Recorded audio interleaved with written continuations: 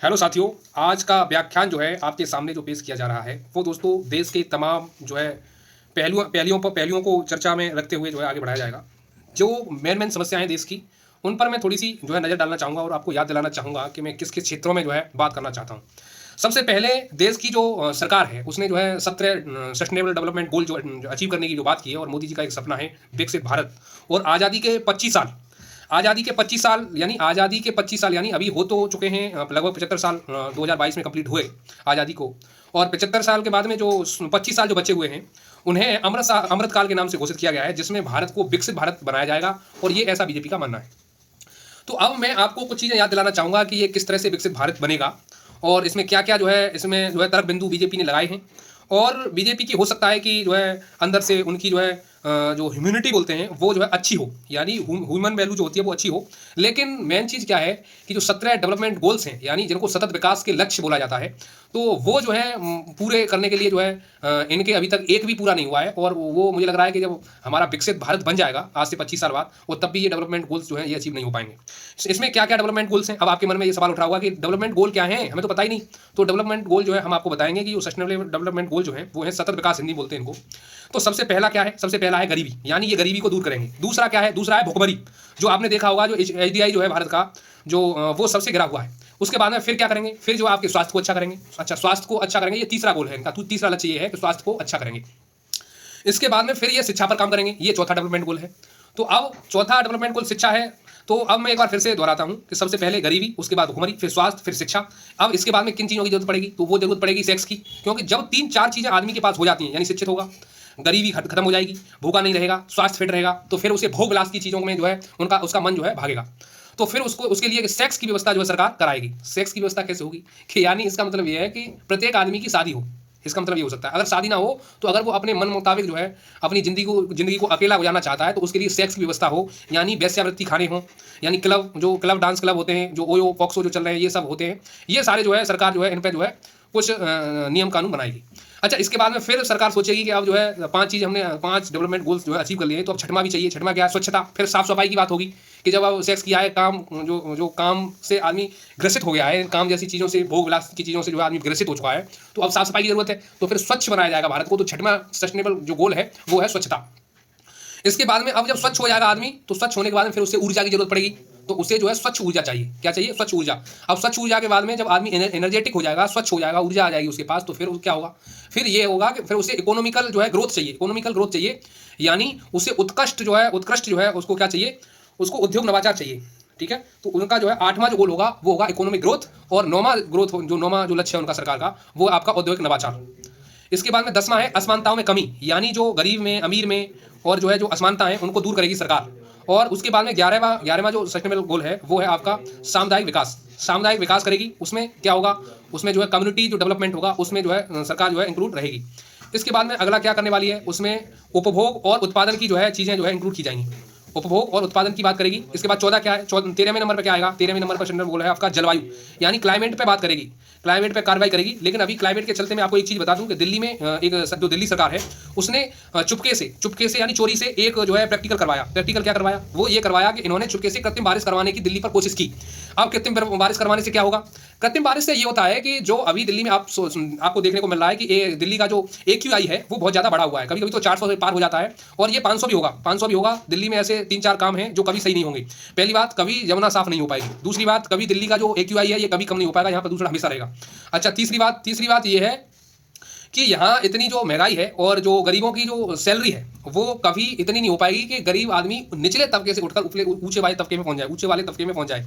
यानी जो lower class का आदमी है वो लोअर क्लास में ही रहेगा, और जो लोअर से थोड़ा सा अपर क्लास है वो जो है, यानी मैं कह रहा हूँ कि लोअर मिडिल क्लास से जो नीचे के लोग हैं वो कभी ऊपर नहीं आ पाएंगे, क्योंकि महंगाई इतनी है। और इस हिसाब से जो है कंपनी जो उन्होंने जो पॉलिसी बनाई हुई है सरकार ने कि गरीब आदमी जो है वो गरीब ही होता जाएगा, और अमीर आदमी जो है अमीर ही होता जाएगा। अच्छा, इसके बाद में अब हम बात करते हैं, देखिए जल में जीवन ये 14वां इनका लक्ष्य है। जल में जीवन है, लेकिन जो दिल्ली में जो अभी पानी जो मिल रहा है पीने के लिए, वो आप देख सकते हैं कि पानी लिमिटेड ही मिलता है।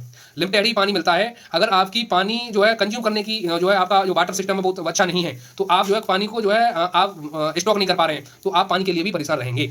इसके अलावा जो है अब मैं बात करता हूँ कि जो निचले तबके के लोग हैं, जो जैसे झुग्गियों में रहते हैं, उनके लिए तो पानी की व्यवस्था नहीं है। वो कहाँ से कैसे व्यवस्था करते हैं, जबकि पब्लिक प्लेटफॉर्म्स का जो सरकार का जिम्मेदारी होती है कि पब्लिक प्लेटफॉर्म पे भी उन्हें पानी अवेल करवाना चाहिए, ताकि जो मजदूर है और जो गरीब आर्थिक स्थिति से कमजोर जो लोग हैं उनके लिए बेहतर जो है फैसिलिटी अवेल हो सके। और आपने देखा होगा, एक सबसे बड़ी दिल्ली में मैंने एक प्रॉब्लम देखी कि दिल्ली सरकार में अगर आप पब्लिक टॉयलेट में टॉयलेट करने जाते हैं तो वहां पर क्या है कि आपको उन्होंने क्या है वो ठेके पे जो है दिल्ली में जो है ठेके पर जो है जो पब्लिक टॉयलेट होते हैं वो उठा रखे हैं। तो ठेके वाला क्या करता है कि अगर आप टॉयलेट जाएंगे तो 5 रुपये चाहिए, अगर आप फ्रेश होने जाते हैं तो आप 10 रुपये चाहिए, यदि आप जो है नहाने जाते हैं या सब करें तो 25 रुपये लेगा। तो मतलब कहने का ये है कि वो अपनी इनकम निकालता है, उसके बाद में सरकार जो है उससे जो है कुछ जो है चीज़ें देती है। तो ये कहीं ना कहीं आपको लगता होगा, ये जो बीजेपी के या फिर जो है किसी भी पर्टिकुलर पार्टी के जो लोग हैं उनको ये लगता है सब काम हम अच्छा कर रहे हैं, लेकिन वो अच्छा काम नहीं कर रहे हैं। अच्छा काम अपने कहने से नहीं होता, जब तक जनता जो है रिएक्शन नहीं देती, जब तक पब्लिक में जाकर ग्राउंड पर जाकर जो है चीज़ें सोची समझी नहीं जाती या उससे उनके जो है रिपोर्टिंग नहीं ली जाती, उनसे पूछा नहीं जाता, उनसे बात करके ये पता चलता है कि एक्चुअल प्रॉब्लम है कहाँ, एक्चुअल प्रॉब्लम है कहाँ। तो ये जो है काम किसका होता है, ये काम होता है जो आपके जो वीडियो वगैरह होते हैं, जो निचले तबके के अधिकारी होते हैं, आई मीन जो ग्राउंड से जुड़े हुए लोग होते हैं, जो ग्राउंड से जुड़े हुए लोग जो पब्लिक प्लेस पे जाते हैं, ये काम उनका होता है, ये काम नेताओं का होता है। लेकिन नेता आजकल नेता हो या अधिकारी, ये 4 पहिए की गाड़ी से नीचे उतरना नहीं चाहते। अगर ये झुग्गियों में या फिर हल्के जो गलियां, पतली पतली जो गलियां हैं जिनमें तार बिछे हुए हैं, ऊपर और नीचे जो है कीचड़ है, क्योंकि ऊपर अगर देखें, ऊपर से अगर आप देखेंगे तो हो सकता है तार टूट के गिर जाए तो आपकी जान जा सकती है, और नीचे अगर आप देखेंगे गली खरंजों में छोटी पतली पतली गलियां हैं, अगर आप उसमें रपट के गिर जाते हैं तो दोस्तों वहाँ पर आपके पैर टूटेगा, हाथ टूटेगा या कुछ ऐसी प्रॉब्लम्स होंगी। अगर गिर भी जाते हैं तो आपके कपड़े तो गंदे होने ही हैं। तो कहने का मतलब ये है कि ये हाल है दिल्ली का, आज की डेट में ये हाल है दिल्ली का। अब जो लोग जो है अच्छी, अब आप सोचते होंगे कि हमें तो टीवी पे बहुत अच्छा देखने को मिलता है, हम यूट्यूब की वीडियो में बहुत अच्छा देखते हैं। तो देखिए, जो सरकार के कुछ लोग हैं जो आपको पब्लिक ग्राउंड को दिखाते हैं, कुछ लोग यूट्यूबर्स हैं जो यूट्यूब से मिलता है उसके लिए काम करते हैं, ना कि सरकार की दलाली करने के लिए या सरकार की चाटुकारिता करने के लिए। कुछ पत्रकार तो पूरे, आपने देखा होगा, पूरा मीडिया जो है गोदी मीडिया बन चुका है, बिक चुका है, और जो है इस पर कोई जो है सुनवाई नहीं है, क्योंकि अब भाई डेमोक्रेसी का चौथा स्तंभ जो है, पिलर जो है, वो उसे मीडिया कहा जाता है। तो अब मीडिया भी पूरा बिक चुका है। तो अब मैं मानता हूं कि खबरों पे भी लोग, आज की डेट में मैं मानता हूं कि 60% लोग जो हैं यूट्यूबर्स को फॉलो करते हैं, और 40% लोग जो हैं गांव लेवल को मैं मिलाकर बात कर रहा हूं पूरे देश की, तो वो जो है मीडिया को देखते हैं। लेकिन वो भी इस माइंडसेट के साथ देखते हैं कि अगर उनको ये लगता है कि ये खबर में कुछ संशय है तो फिर वो न्यूज़पेपर के माध्यम से या फिर कुछ जो है सोशल मीडिया के माध्यम से वो चीज़ों को देखते हैं, क्योंकि यहाँ पर तो झूठ परोसा जाता है। जो मीडिया है आजकल देश की, ये तो गोल्डी मीडिया बन चुकी है ना, तो आपको वहाँ से फैक्ट क्लियरिटी नहीं मिलेगी। अब 15वां, अब देखो मैं इस पर बहुत बोलूँगा, अब मैं 15वें पे बात करता हूँ। 15वां सस्टेनेबल जो गोल क्या है इनका, ये है स्थल पर जीवन। अब स्थल पर जीवन है तो आप स्थल पर जीवन में आपको बताता हूँ कि कैसा जीवन चल रहा है। तो वो जीवन ऐसा चल रहा है कि अभी एक अरावली की पहाड़ी जो है भारत में, उस पर जो है सरकार ने जो है एक सुप्रीम कोर्ट से आदेश करवाया है, और वो जो है खनन के लिए उस आदेश हुए हैं कि 90% यानी 100 मीटर से नीचे की जो पहाड़ी है वो सब जो है खनन के लिए यूज की जाएगी। तो आप उस पर देख सकते हैं, तो वहाँ से आपको पता चलेगा कि सीन क्या चल रहा है। तो ऐसी तमाम चीज़ें आपको देखने को मिलेंगी। तो स्थल पर जीवन भी अब संभव नहीं है। आने वाले समय में मैं आपको बता रहा हूँ कि जिनके पास बहुत अच्छा पैसा होगा, जिनके खुद के फार्म हाउस होंगे या खुद की खेती होगी, वही लोग जैविक खाना या अच्छा खाना खा पाएंगे, नहीं तो अच्छा खाना नसीब नहीं होगा लोगों को। आज से 10-20 साल बाद ऐसा होगा। और जब खाना अच्छा नहीं होगा तो लोग बीमार पड़ेंगे, जब लोग बीमार पड़ेंगे तो उनको हॉस्पिटल चाहिए, उनको दवा चाहिए। तो अब दवा जो है, फिर वो जब दवा में तो आप जानते हैं एलोपैथी जो है खरीदेंगे। एलोपैथी कहाँ की है? ये सब अमेरिका की कंपनी है। अमेरिका की कंपनी जो है भारत को टैक्स देती है भर भर के। मेडिकल की जितनी भी कंपनी है मेडिसिन की, ये सब अमेरिका की है। चाहे सिप्ला हो, चाहे सीवीआर हो, चाहे एसबीआर हो, ये सब कंपनी वहीं की हैं। और ये जो है भारत को जो भर भर के टैक्स देती हैं। और टैक्स से जो है क्या होता है, टैक्स जितना टैक्स सरकार को मिलेगा, जितना सरकार को टैक्स मिलेगा, तो आपने एक और चीज़ देखी होगी कि टैक्स पहली बात तो कंपनी की देती हैं। कंपनी टैक्स कैसे देती हैं? कंपनी कस्टम भी देती होंगी, जो कस्टम भी देती होंगी, उसके बाद में उन पर जो है जो इनकम टैक्स है वो भी लगता होगा। इसके अलावा जो है सेल्स टैक्स लगता होगा बहुत सारे। उसके बाद जीएसटी लगता है।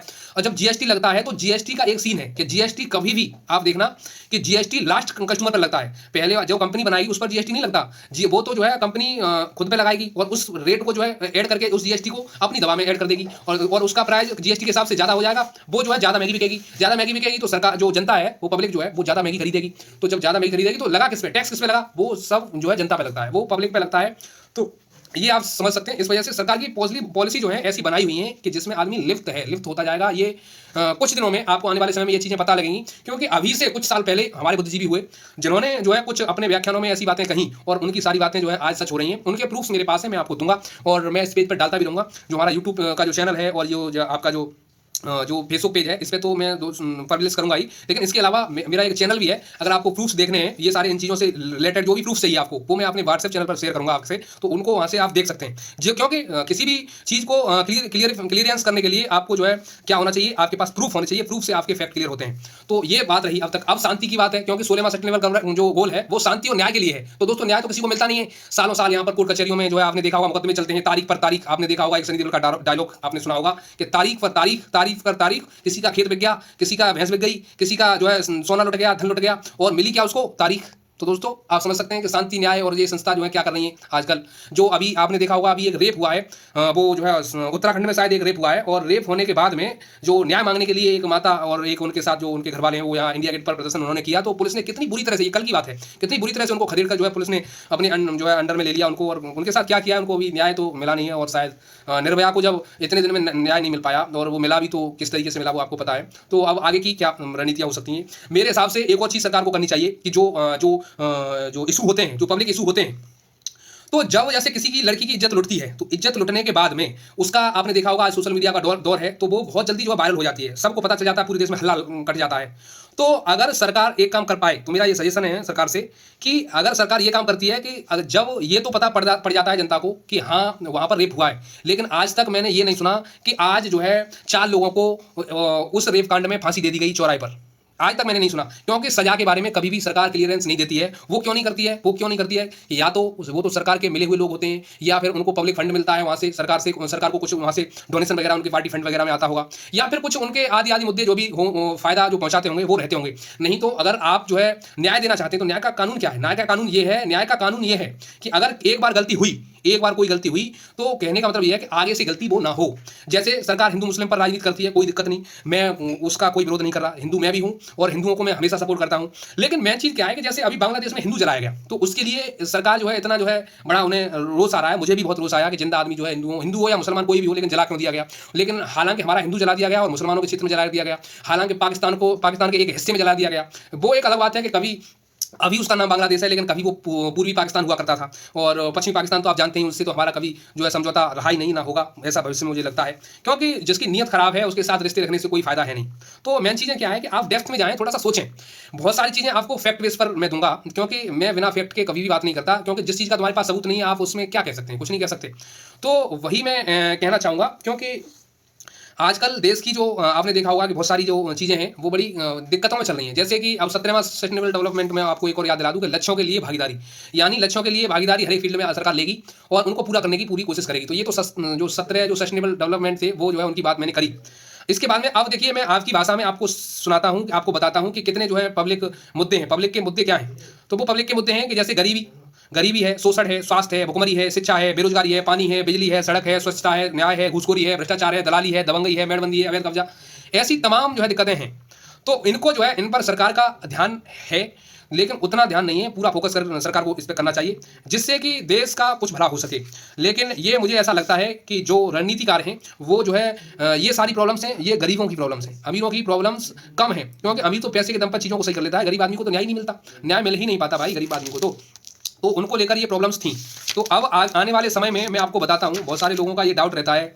क्या डाउट रहता है, वो ये सोचते हैं कि अरे गवर्नमेंट बहुत अच्छा कर रही है, यूँ काम कर रही है। लेकिन अगर गवर्नमेंट ऐसे काम करेगी, अच्छा काम करेगी, तो गवर्नमेंट पहली बात तो आती क्यों है, लोग चुनकर क्यों लाते हैं, अच्छा काम करे इसीलिए लाते हैं। अगर आप कोई अच्छा काम कर रहे हैं तो आप किसी पर एहसान तो कर नहीं रहे, क्योंकि ये तो आपका धर्म है, नैतिक धर्म की अगर आप जिम्मेदारी निभा रहे हैं तो आप इसमें कोई जो है बड़ा काम नहीं कर रहे हैं, क्योंकि ये तो आपकी जिम्मेदारी है, ये तो आपको करना ही है, इसके लिए तो आप आए ही थे सत्ता में। अगर आप इस काम को कर रहे हैं तो इसके लिए तो सत्ता में आए ही थे, लेकिन आप गलत कर रहे हैं, तो ये बहुत ज़्यादा गलत बात है। ये अगर आप कुछ अच्छा करने आए थे और उसके चलते आप गलत काम कर रहे हैं तो ये बहुत गलत चीज़ है। अब जैसे मैं बात करता हूँ राजनीति पर थोड़ी सी फोकस डालूंगा कि जैसे समाज है, अब समाज को क्या है, समाज को तोड़ा जा रहा है। समाज को आप कह रहे होंगे कैसे तोड़ा जा रहा है, तो तोड़कर समाज को तोड़ने का मतलब ये है कि जाति के नाम पर, धर्म के नाम पर, गरीबी के नाम पर, अमीरी के नाम पर, ऐसे बहुत तमाम मुद्दे हैं देश में, जिसके कारण जो है सरकार जो समाज को जो है कमजोर बनाया जा रहा है। अब मैं ये किसी एक पार्टी की बात नहीं कर रहा, मैं सभी चोरों की बात कर रहा हूँ, जितने लुटेरे लूटखोर हैं सबकी बात कर रहा हूँ। ये सभी डकैत हैं, डाकू, ये तुम्हारी आंखों के सामने आपके जो है बच्चों की किडनियां तक बेचकर खा जाते हैं, बच्चों के बिस्कुट, चारा खा जाते हैं, गायों का, गौशालों का जो गोबर होता है उसको भी खा जाते हैं, ये खाद जो आता है, यूरिया सब्सिडी आती है उसको खा जाते हैं, गैस की सब्सिडी आती है उसको खा जाते हैं, टैक्स जितना भी आता है उसको खा जाते हैं, मतलब कहने का ये है कि ये अच्छा पैसा भी खाते हैं और ये बुरा पैसा भी खाते हैं। ये आपकी शिक्षा को खा जाते हैं, ये आपके स्वास्थ्य को खा जाते हैं, आपके लिए जो आहार आता है पीडीएस वगैरह उसको भी अभी दे रहे हैं, आपको लग रहा है कि दे रहे हैं, लेकिन इससे तुमको पता नहीं है कि नेगेटिविटी क्या आने वाली है। समझ रहे हैं ना आप? तो आप देखो किसानों की सारी जो है चीज़ें होती हैं, जैसे सूखा रात का पैसा आता है या फिर बाढ़ का कहीं भी पैसा आता है तो उसको भी खा जाते हैं। धर्म के नाम पर लूट रहे हैं, राम के नाम पर लूट रहे हैं, उसको खा जाते हैं। मतलब कहने का ये है कि मैं ये नहीं कह रहा कि राम के नाम पर यानी ये बीजेपी लूट रही है, लेकिन जो भी सरकार आती है वो खाती है, धर्म के नाम पर लूटेगी, शिक्षा का पैसा खाएगी, स्वास्थ्य का, आहार का और आपका कृषि का, गौशालाओं का, ग्रामीण उद्योगों का। ग्रामीण उद्योग इन्होंने खत्म कर दिए, सारे उद्योग खत्म करने के बाद अब इंडस्ट्री लगा रहे हैं। जब गांव का उद्योग आपने खत्म कर दिया, अब जो है गांव का आदमी पलायन कर रहा है शहरों की तरफ। अब वो पैसा जो है गांव से, जो गांव में जो उद्योग चलने चाहिए थे वो शहरों में चला रहे हैं। शहरों में, गांव में उद्योग जब चल रहे थे तो किसी भी आदमी को भटक कर शहर में नहीं जाना पड़ता था, सबकी दाल रोटी चलती थी गांव में। कृषि को एक तरह से इतना नपुंसक बना दिया है कि कृषि के लिए कोई आप काम ही नहीं कर रहे हैं, आप जो है खाली सर्विस सेक्टर पर फोकस कर रहे हैं, जिससे आपको पार्टी फंड मजबूत हो और जिससे जो है आपके उद्योगपति जो है वो जो है मजबूत हो। तो अब उसमें क्या है, उसमें जनता को गुलाम बनना पड़ेगा। उसमें क्या होगा, जनता को गुलाम बनना पड़ेगा। तो अब ये इनका यही है मेन मोटो कि जो है किसान का जो सामान है वो हमेशा सस्ता बिकता रहे, मजदूर की मजदूरी हमेशा सस्ती रहे। मजदूर अभी भी 400-500 रुपये में ही काम कर रहा है, समझ रहे हो ना। और लेकिन जो मशीनें जो आज से पहले जो 4-4, 5-5 हज़ार की आती थी वो बढ़कर उनका रेट जो है बढ़कर जो है बहुत ज़्यादा हो गया है। ये तो भला हो चाइना का, अगर चाइना का भला हो, चाइना का भला हो, इसलिए कि चाइना की वजह से कुछ हद तक अभी जो है चीज़ें कमजोर हैं। जो मार्केट में इनका इंपोर्ट है वो बढ़ा हुआ है, इस वजह से चीज़ें तुम्हें कम रेट पर मिल रही हैं। नहीं तो ये जो उद्योगपति अगर इंडिया का सिस्टम रहेगा तो ये इनको और महंगा कर देंगे। आपने देखा होगा कि जो डॉलर और सिक्के के लिए ऊपर भी मैं वीडियो लाऊंगा, जो सिक्का जो हमारा रुपया जो है कमजोर होता जा रहा है और डॉलर कैसे मजबूत हो रहा है, क्यों मजबूत हो रहा है, ऐसी बहुत सारी तमाम वीडियो में लाने वाला हूं। और जो है जो व्यक्ति जो इस 20, 25, 40, 50 मिनट की जो भी वीडियो होगी इसको पूरा देखेगा तो मुझे लगता है कि उसके मन में कुछ ऐसी बातें जो है समझने को आएंगी और वो विचार जरूर करेगा कि जो है वास्तव में देश जो है लुट रहा है और हम तमाशा देख रहे हैं। क्योंकि आने वाली जो पीढ़ियां होंगी, जो आने वाली आपकी पीढ़ियां होंगी वो आपसे सवाल करेंगी, आने वाले आपके नाती पोते होंगे वो आपसे सवाल करेंगे कि जब देश लुट रहा था तो आप क्या कर रहे थे, आपका क्या योगदान था। कि जिस तरह से हमारे पुरखों ने स्वतंत्रता सेनानी के रूप में कार्य किया आज से 75 साल पहले, गांधी जी के आंदोलन में भाग लिया, तो दोस्तों ये बताइए कि जब हमारे पुरखों ने जब उन स्वतंत्रता आंदोलन में भाग लिया तो अगर हम अब इसलिए प्राउड करते हैं कि कम से कम हमारे पुरखों ने इतना तो किया कि वो गांधी जी के साथ जो है देश हमारे आज़ादी के लिए वो लड़ तो रहे थे, वो लड़े तो थे, लेकिन आज से 50 साल बाद ये काले अंग्रेज तुम्हें लूट कर खा जाएंगे, सारा पैसा स्विस बैंक में जमा कर देंगे, विदेश में स्विट्जरलैंड पहुंचा देंगे। आज तब कहते थे ये कि काला धन वापस लाएंगे, आज काला धन अगर वापस आता है तो 25-25 लाख प्रत्येक अकाउंट में जमा हो जाने चाहिए। जबकि बीजेपी ने एक बार नारा भी लगाया था, घोषणा पत्र में लिखा था 15 लाख हम देंगे, हर खाते में 15 लाख रुपये डालेंगे, आज तक तो आए नहीं। तो ऐसे बहुत सारी इनकी पोल पट्टी हैं जो ये जानते हुए भी उनको नकारते हैं। तो कुल मिलाकर इनका यही है कि जो है पब्लिक में गरीब जो है वो गरीब रहे और बेरोजगारी बनी रहे, शिक्षा की गुणवत्ता न हो, रटू तोता प्राइवेट स्कूल इन्होंने चला दिए हैं, स्कूल सब सरकारी बंद किए जा रहे हैं, आईआईटी खोल रहे हैं। तो आईआईटी में क्या होता है कि प्राइवेट से जो बच्चा पढ़ के जाता है वही आईआईटी में जाता है, क्योंकि सारे टेस्ट वगैरह जो होते हैं आईआईटी के, नीट के, वो सब इंग्लिश में होते हैं। अब हिंदी मीडियम का, हिंदी सर्कल का बच्चा जब पढ़ के जाता है तो अब आईआईटी का एग्जाम वहाँ से क्वालिफाई नहीं कर पाता। ऐसा नहीं है कि हिंदी मीडियम वाला कुछ जानता नहीं है, मैं कह रहा हूँ कि इंग्लिश मीडियम वाले रट्टू तोते को उसको उड़ा के रख देगा और पढ़ा के रख देगा। मैंने ऐसे ऐसे बंदे देखे हैं कि इंग्लिश हिंदी मीडियम वाले हाई स्कूल वाला लड़का इंटर वाले लड़के को पढ़ा देगा, इस बात की गारंटी मैं लिख के देता हूँ। और मैं भी हिंदी से पढ़ा हुआ हूँ, हिंदी मीडियम से पढ़ा हुआ हूँ, हिंदी बेल्ट से पढ़ा हुआ हूँ, हिंदी बोलता हूँ, हिंदी मेरी बहुत अच्छी पकड़ है उस पर। लेकिन मैं आज भी कह रहा हूँ कि मैंने 9th में मैं जब पढ़ता था तो मैंने हाई स्कूल वालों को पढ़ाया, जब मैं 5 में पढ़ता था तो मैंने 8 तक के बच्चों को पढ़ाया। ये मेरा अब आप ये कहेंगे कि हो सकता है आपका जो है इस टाइम जो आपका माइंड जो है थोड़ा सा शार्प हो, इस वजह से आप करते हो, तो ऐसा कुछ भी नहीं है। ऐसा इसलिए नहीं है कि उनका सिलेबस जो है, जो हिंदी मीडियम में जो 5 में पढ़ाया जाता है, जो 5 में पढ़ाया जाता है वो 7-8 में उनके सिलेबस में, यानी 3 साल मुझे लगता है उनका सिलेबस पीछे है। और जब हिंदी मीडियम का बच्चा जब क्लास 2 में आ जाता है तब उनका यूकेजी में मतलब फिर एक क्लास में आता है, यानी 3 क्लास में आप पहुंच जाएंगे, तब 3 साल बाद तो उनका फर्स्ट में आ पाता है बच्चा। ऐसा क्यों आता है? क्योंकि उसमें जो है आपने देखा होगा पहले यूकेजी में आएगा, फिर यूकेजी में आएगा, फिर एलकेजी में आएगा, फिर फर्स्ट में आएगा, तो यानी 4 साल गई तब फर्स्ट में आया। लेकिन जब जो हिंदी मीडियम का जो बच्चा होता है वो सिर्फ नर्सरी में आता है। नर्सरी में जब आता है जब वो 4.5 साल का होता है, 4-4.5 साल का होता है तो नर्सरी में आता है, और जैसे ही बच्चा 5.5 साल का होता है तो फर्स्ट में आता है। हिंदी मीडियम का ये सीन होता है, क्योंकि उसमें क्या है कि उसमें 5 साल से पहले बच्चे को लेते नहीं है, लेकिन हालांकि आज की डेट में 4.5 साल पर एडमिशन सब हिंदी बेल्ट वाले स्कूलों में होता है। तो दोस्तों आपको कुछ चीज़ें सोचनी होंगी। और अब मैं बात कर रहा था कि आईआईटी और जो उसके जो आईएएस, पीसीएस, यूपीएससी वगैरह के जो पेपर होते हैं, एग्जाम होते हैं, उनमें हिंदी का वेटेज कम क्यों है और इंग्लिश मीडियम का ज़्यादा क्यों है, इस पर मैं अगर बोलना चाहूँ तो मैं 4, 6, 10 घंटे बोल सकता हूँ। मैं ऐसा कोई भी टॉपिक नहीं है जिस पर मैं 2-2, 4-4, 5-5, 10-10 घंटे ना बोल सकूँ, क्योंकि हर एक आप हो सकता है अगर आप न्यूज़पेपर फॉलो करते हो तो कुछ चीज़ें आपने देख ली हो, आपको नाम पता हो उनका, लेकिन मैंने इन चीज़ों को जिया है, यानी मैंने इन चीज़ों को पढ़ा है, जिया है, इनको बहुत ज़्यादा रिसर्च किया है इन चीज़ों पर। तो मैं इस पर मुझे लगता है कि बहुत अच्छी मेरी पकड़ है। तो मैं आपको बता सकता हूँ। अभी सोशल मीडिया के माध्यम से मैं आपके सामने बहुत सारी चीज़ें रखता हूँ और रखता रहूँगा, लेकिन आने वाले समय में अगर आप मुझे फ्रंट एंड सुनना चाहते हैं, अगर आप मुझे सामने से देखना पढ़ना सुनना चाहते हैं, तो आप मेरा जो है स्लॉट बुक करिए। निःशुल्क जो व्याख्यान मैं करता हूँ, और आप मुझे अपने गाँव में, क्षेत्र में, जहाँ कहीं भी आप निवास करते हैं, वहाँ आप बुलाएँ मुझे। कोई जो है मेरा कोई पैसा नहीं है और जो है कोई कुछ नहीं है। मैं आपके यहाँ जो है व्याख्यान करने आऊँगा, आपको बहुत सारी चीज़ें समझाऊँगा, सुनाऊँगा, अपनी कहूँगा, आपकी सुनूँगा, और जो है उसके हिसाब से हम देश की तरक्की में हिस्सा आगे बढ़ाएँगे, आगे जो है योगदान करेंगे अपना, जो भी जितना भी बन पाएगा। तो हमारा उद्देश्य यही है कि जो नाकारा हरामी जो लोग हैं, जो लूटखोर नेता हैं, जिनकी जो है नीयत बहुत खराब है, जो है भारत को झूठा जो है सपना दिखाकर और अपने वोटों की राजनीति करके हिंदू मुस्लिम या फिर जो है ऐसी जातिवाद के जो है जातिवादी जो बातों को लेकर या जातिवादी बलगलीपन को जो है भड़का करके जो है इस देश को जो लूट रहे हैं, वो जो है काम जो है होना चाहिए खत्म। ये जो है बिल्कुल खत्म होना चाहिए, और देश का जो संकट है ये बिल्कुल खत्म होना चाहिए, और तभी हमारा देश जो है विकसित भारत बनेगा। विकसित भारत ऐसे नहीं बनेगा कि आपने नोटिस लिख लिया, आप उसको फॉलो ही नहीं कर रहे। आप एक कोई अच्छा काम करते हैं तो उसके लिए आपकी पीआर टीम जो है लाइन लगा देती है, लेकिन आप 100 काम गलत करते हैं, उसकी आज तक किसी ने जो है कोई रिपोर्ट बनाकर दी? जो रिपोर्ट या पत्रकार, उत्तराखंड के 2 पत्रकार को आपने मरवा दिया, ये बताइए कि उन पत्रकारों की क्या गलती थी? ये बताइए। आपकी सरकारों में, चलो मैं कह रहा हूं कि आप बहुत अच्छे आदमी, आपने ऐसा नहीं करवाया, लेकिन आपकी सरकार में कोई पत्रकार को मार दिया जाए, ये मतलब कहां का न्याय है? ये बताइए। पत्रकार जो है डेमोक्रेसी का चौथा पिलर होता है, वो सारी चीजें रिपोर्ट्स जो है जनता को सामने दिखाता है, कितने मौत के मुंह में जाके आपको सारी चीजें दिखाता है, और आप जो है उसको जो है आपकी सरकार में उसको मार दिया जाता है। बताइए। तो ये सारी चीज़ें आपको सुधारनी होंगी, हर क्षेत्र में काम करना होगा। ऐसे जो है भारत विकसित नहीं होगा। भारत विकसित करने के लिए आपको एड़ी चोटी का जोर लगाना होगा। हवाई जहाज में उड़कर अगर भारत जो है महान बन जाता या विकसित हो जाता, तो गांधी जी पैदल चल के लठिया टेकते पूरे भारत में यात्रा नहीं कर रहे होते। अगर आप ये सोचिए कि हवाई जहाज में अगर उड़कर अगर जो है सारे काम हो जाते, तो ये हमारे जो देश में 7,35,735 जो हमारे स्वतंत्रता सेनानी अपनी जान पर खेलकर अपने माँ बाप को छोड़कर और इस देश से भगवान के यहाँ पहुंच गए, तो वो क्या पागल थे या भांग पी ली थी उन्होंने या चिलम का नशा करते थे? ये मुझे बताइए आप। ये सारी चीजें हमें देखनी होंगी। वो लोग ऐसे लोग थे जिन्होंने कभी अपनी बहन की तरफ नहीं देखा, अपनी माँ की तरफ नहीं देखा, अपने पिता की तरफ नहीं देखा।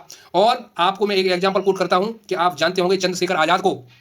चंद्रशेखर आजाद का परिवार बहुत ही गरीब था, और गरीब होने के बाद में उन्होंने, आपने देखा होगा कि उन्होंने एक एचआरए, हिंदुस्तान रिपब्लिक एसोसिएशन जो थे उसके अध्यक्ष थे। कौन? चंद्रशेखर आजाद। तो उन्होंने क्या किया कि उनके पास जो उस एचआरए का पूरा फंड रहता था, उनके पास जो एक तिजोरी थी उसमें पैसा धन रहता था उनके पास, वो मास्टर थे उसकी चाबी उन्हीं के पास रहती थी। तो उनके गांव से उनके पिता का, उनके माँ बाप का एक पत्र आया, जिनमें उन्होंने कहा कि जो है बहुत गरीबी चल रही है, हमें खाने को रोटी नहीं है। मेरी आंखें जो है नम हो जाती हैं एकदम, अगर मैं इस रोंगटे खड़े हो जाते हैं, और मैं बड़ा मायूस हो जाता हूँ इस बात को सुनकर के कि उस व्यक्ति ने अपना, उसका कितना बड़ा कलेजा रहा होगा कि उनके पिता का जब लेटर आया कि खाने के लिए खाना नहीं है, अब जो है तुम भी देश के लिए काम कर रहे हो, तो अब ये बताइए कि हम क्या करें। तो उनके पड़ोसियों ने, उनके साथ वालों ने उनसे कहा कि आप पार्टी एचआरए के आप अध्यक्ष हैं और आपके पास पूरा फंड है, इसमें से कुछ हिस्से जो है अगर आप अपने घर पे दे दें तो उनका खाने के लिए रोटी जो है उनको मिल जाएगी, तुम्हारे घर वालों को। तो चंद्रशेखर आजाद ने क्या कहा था आपको पता है? उन्होंने कहा था कि मैं उनको 2 गोली है मेरे पास, तो मैं 2 गोली दे सकता हूं अपने माँ बाप को, यानी एक अपने माँ के सीने में दे सकता हूं और एक अपने पिता के सीने में एक गोली दे सकता हूं। ये काम मैं कर सकता हूं, लेकिन पार्टी का फंड नहीं दूंगा, यानी एचआरए का 1 रुपया नहीं दूंगा। ये देश का पैसा है, ये मेरा पैसा नहीं है। अब उसकी कितनी ईमानदारी रही होगी, वो कितना नैतिक आदमी रहा होगा, आप सोच सकते हैं। आप दिमाग लगाइए, आप सोचिए। ऐसे देशभक्त हमारे देश में पैदा हुए, ऐसे देशभक्त हमारे देश में पैदा हुए। आपने सुना होगा सुभाष चंद्र बोस को। सुभाष चंद्र बोस ने 7 महीने में जिस तैयारी में आईसीएस ज्वाइन किया था, इंडियन सिविल सर्विस। अब उसमें क्या हुआ था? अंग्रेजों का कानून था। अंग्रेजों में कानून में कलेक्टर पद होता था। आज जैसे आप कलेक्टर बोलते हैं, जो डीएम होता है डिस्ट्रिक्ट मजिस्ट्रेट बोलते हैं आप, तो दोस्तों वो पोस्ट होती थी, तो उसके लिए आईएसीएस का एग्जाम होता था। वो कहाँ होता था? वो लंदन में होता था। तो दोस्तों वो उन्होंने तब उसको क्वालिफाई करने के लिए 4 साल लगती थी उस समय पर 4 साल लगते थे। तो सुभाष चंद्र बोस के पिताजी थे, जो उनके पिता थे, तो उनको बोलते रहते थे कि तू नाकारा है, तू कुछ नहीं कर पाएगा, तू हरामी है, तू ऐसे ही करता है, बलगर है, यानी बातें मारता है बस, और तू कुछ नहीं कर पाएगा। ऐसी कुछ बातें उनसे बोली। तो उन्होंने मात्र 7 महीने एग्जाम की तैयारी की, और 7 महीने में बाद लंदन गए, और लंदन जाकर जो है आईसीएस जो है उसकी नौकरी में जो है सेलेक्ट हुए। तो अब सेलेक्ट होने का सीन भी मैं आपको बताता हूँ कि जब उनका दोस्त भी उनके साथ तैयारी करता था, तो उनका दोस्त जो है आईसीएस की जब लिस्ट लगी, टॉप जो लिस्ट लगी आईसीएस में सेलेक्ट होने वालों की, तो उनका नाम जो है उस लिस्ट में नहीं था। तो उस लिस्ट में जब नाम नहीं था, तो उनका दोस्त आकर बोलता है कि यार तुम तो सिलेक्ट नहीं हुए, उस लिस्ट में तो आपका नाम है नहीं। तो उन्होंने कहा तो नहीं है तो कोई दिक्कत नहीं, नहीं है तो कोई दिक्कत नहीं, शायद कोई मेहनत में मेरी में कमी रही होगी, ऐसा करके उन्होंने छोड़ा। लेकिन शाम को एक अधिकारी आता है, शाम को एक ब्रिटिश अधिकारी आया और उसने कहा कि तुम्हारा जो नाम है तुम सिलेक्ट हो चुके हो, तुम्हारा नाम जो आईसीएस है उसकी 4थी पोजीशन हासिल की है, यानी रैंक 4 है, तुम्हारी 4वीं रैंक है। सोचिए, यानी तुम्हारा नाम जो है टॉपर की लिस्ट में है, तुम्हारा नाम उस लिस्ट में नहीं है जो टॉप 10 टॉपर है उनकी लिस्ट में आपका नाम है। तो उनकी 4वीं रैंक थी उस जमाने में। तो आप सोच सकते हैं जो व्यक्ति कितने कितने, और उसके बाद आईसीएस ज्वाइन करके उन्होंने अपने पिता के कदमों में वो ज्वाइन लेटर डाल दिया और कह दिया कि अब मैं इस कलेक्टर की नौकरी को ज्वाइन नहीं करूंगा। और उन्होंने आईसीएस को छोड़ने के बाद और फिर वो जर्मनी गए, जापान गए और उन्होंने एक आज़ाद हिंद फौज के नाम से एक सेना बनाई, गठन जो है उस सेना का गठन किया। तो ऐसे ऐसे हमारे देश में जो है जो स्वतंत्रता सेनानी रहे, ऐसे ऐसे हमारे देश में देशभक्त रहे। और आप जो है चाटुकारिता करने के लिए, लूटखोरी करने के लिए जो है आप अपने आप को नेता कहते हैं, आप अपने आप को ये कहते हैं कि हम बहुत बड़े जो है, आप एक अपना जो जिम्मेदारी है उसको निभाने की जगह आप लूट कर रहे हैं, उसके बाद भी आप कहते हैं कि हम बहुत बड़े भामाशाह हैं। क्या भामाशाह हो, तुम्हारा तो जो है करेक्टर ही देखिए, आपके तो ब्लड में ही लालच की और नीयत खराब की बू आती है। आप गरीबों का पैसा, चारा घोटाले का पैसा, कृषि का पैसा, स्वास्थ्य का पैसा, शिक्षा का पैसा सब खा के बैठे हो। ये प्रत्येक नेता के लिए ये जो है एक सलाह है कि अपने करेक्टर पर काम करें। जिस करेक्टर का मतलब क्या होता है, आदमी गुण, कर्म और संस्कार। आदमी चेहरे से अच्छा बुरा नहीं होता, कोई ये नहीं कहता कि कौन सुंदर है कौन खराब था। कोई तुम जैसे मर जाते हो तो मरने के बाद कोई ये नहीं कहता कि फलाना आदमी बहुत बुरा था, फलाना आदमी बहुत काला था, फलाना आदमी बहुत, क्या कहते हैं कि यार बड़े अच्छा आदमी था। यानी तुम्हारे गुण, कर्म और संस्कार के नाम पर, आपको आधार पर आपकी अच्छाई और बुराई तय की जाती है। तो आप अपने गुण, धर्म और जो है संस्कारों को अच्छा बनाइए, इस लूटखोरी को बंद करिए और जल्दी से जल्दी जो है इस देश को भारत की तरक्की में, शक्तिशाली बनाने में इस देश को जो है आगे बढ़ाइए। और इस वीडियो को मैं यहीं तक रखता हूँ और फिर भी मिलूंगा। और एक और बात कहना चाहूँगा, बाबा हो ये पब्लिक इन्फ्लुएंसर की बात कर रहा हूं मैं, बाबा हो ये जितने भी बाबा लुटेरे हैं, संत साधु संत जितने डाकू हैं, ये बापू नहीं डाकू हैं। और उसके बाद में ये कवि हैं, ये कवि जो है ये भी डेमोक्रेसी का जो हिस्सा होता है। ये जो है इनको ये, क्योंकि ये पब्लिक इन्फ्लुएंसर हैं, इनकी मुट्ठी में जो है पब्लिक रहती है, हर समय ये मंचों पर रहते हैं, तो इनको सही चीज सही बात कहनी चाहिए। इसके अलावा मैं सिंगर्स की बात कर रहा हूँ, एक्टर की बात कर रहा हूँ, यूट्यूबर्स की बात कर रहा हूँ, अधिकारी कर्मचारी भ्रष्ट नेताओं की बात कर रहा हूँ, मोदी मीडिया वगैरह, ये सब जो है ये सब हमारे देश पर भार बने हुए हो। इस देश का अगर कल्याण करना है तो इन ट्रस्टों से बाहर निकल के आइए, पार्टी फंडों से बाहर निकल के आइए। अरे देश का कल्याण तो जब होगा जब तुम तुम्हारा पेट है जो इतना बड़ा है नगाड़ा, वो भर नहीं पा रहा है, जब आप जो है अपने स्वार्थ से जब निस्वार्थ हो जाओगे तब इस देश का कल्याण होगा। अगर आप अपनी औलाद को लंदन में पढ़ाने की सोचोगे और गरीब आदमी के लिए जो है एक दरी नहीं है प्राइमरी स्कूल में बैठने के लिए, तो ये बताइए गरीब का बच्चा एक दरी नहीं प्रोवाइड हो पा रही तुमसे उसके लिए जो प्राइमरी में बैठ के पढ़ ले, और तुम अपने लौंडे को जो है हवाई जहाज से लंदन भेज रहे हो और उसको कैम्ब्रिज में और उसमें हार्वर्ड यूनिवर्सिटी में, बड़ी बड़ी यूनिवर्सिटियों में पढ़ा रहे हो। तो ये जो है आपकी असफलता है, ये आपकी विफलता है और मैं इसके खिलाफ बोलता रहूंगा। सरकार जो है टैक्स, महंगाई, ये सब जो है जनता से तुम जो है क्या क्या लेते हो, तुम्हें तो क्या ही पता होगा, तुम्हें तो इस देश की हिस्ट्री नहीं पता, तो तुम्हें क्या पता होगा कि सरकार जो है टैक्स, महंगाई, ये जो है सरकार लूटती है।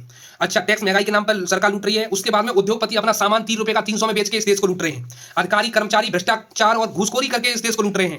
मीडिया एड्स बेचकर दिखाकर इसको देश को लूट रहा है। अच्छा, इसके बाद में जो है बाबा कथावाचक धर्म के नाम पर ट्रस्टों में डोनेशन लेते हैं, अपना ट्रस्ट जो टैक्स बचाते हैं उसके नाम पर इस देश को लूट रहे हैं। नेता वोट मांगकर घोटाले करके इस देश को लूट रहे हैं। हीरो जो है मूवीज, इवेंट, एड्स के पैसे से साले ये सब जो है इस देश को लूट रहे हैं। हीरो जो है मूवीज में, इवेंट में, एड्स में इतना पैसा कमाते हैं और विदेशों की कंपनियों का प्रचार करते हैं। ये जो है अपने जो है देश का बिल्कुल प्रचार नहीं करते, ये सब जो है विदेशी कंपनियों का प्रचार करते हैं क्योंकि वहां से पैसे ज्यादा मिलते हैं, कभी लिफाफों में बिक रहे हैं। बताइए आप इस देश का कल्याण कैसे होगा। तो मैं प्रत्येक कुल मिलाकर यह है कि जनता को चारों तरफ से लूटा जा रहा है। आप नदियों को खा गए बेच करके, नदियों से जो बालू निकलती है उसको खा जाते हैं, पहाड़ों को बेचकर खा रहे हैं, आप खनन माफिया बन जा रहे हैं। आप समुद्र से मछलियों का जो मत्स्य पालन होता है उसको बेचकर खा जा रहे हैं, जमीन को बेचकर खा जा रहे हैं। अडानी को 1 रुपए में पूरे एकड़ हेक्टेयर के हिसाब से आप जमीन दे रहे हैं। मंदिरों के ट्रस्टों का जो डोनेशन आता है उसको आप जो उसकी ट्रेजरी होती है मंदिर की, उसको फंड को खा जा रहे हैं मंदिरों के को। अच्छा, उसके बाद में टूरिज्म का जितना पैसा आता है उसको भी खा जाते हैं। कुल मिलाकर ये है कि बचा क्या है, ये बताओ मुझे। देश में सब तो खाई जा रहे हो तुम। आज के बाद ये वीडियो जो है ज़्यादा से ज़्यादा शेयर होना चाहिए और मैं पहले ही कह दे रहा हूँ कि मेरी ज़िंदगी जितनी ज़्यादा से ज़्यादा जो है हो पाएगी मैं इस देश के हित में लगाऊंगा। दूसरी बात यह है कि मुझे कल मार दिया जाए तो मुझे कोई दिक्कत नहीं है, क्योंकि मैं खुश हूँ। मैं खुश इसलिए हूँ कि कुछ देश के जो है जैसे कि कहते हैं कि देश का जब अच्छा सोचा जा रहा हो या देश का कल्याण या देश की लड़ाई लड़ी जा रही हो तो उसमें एक गिलहरी की बराबर अगर हमारा योगदान है तो हम सक्सेस हैं। तो इस वीडियो को यहीं तक रखते हैं, फिर मिलते हैं आपसे अगली वीडियो में। तब तक के लिए bye bye, take care, thank you, all the best जो है। भारत माता की जय, जय हिंद, जय भारत।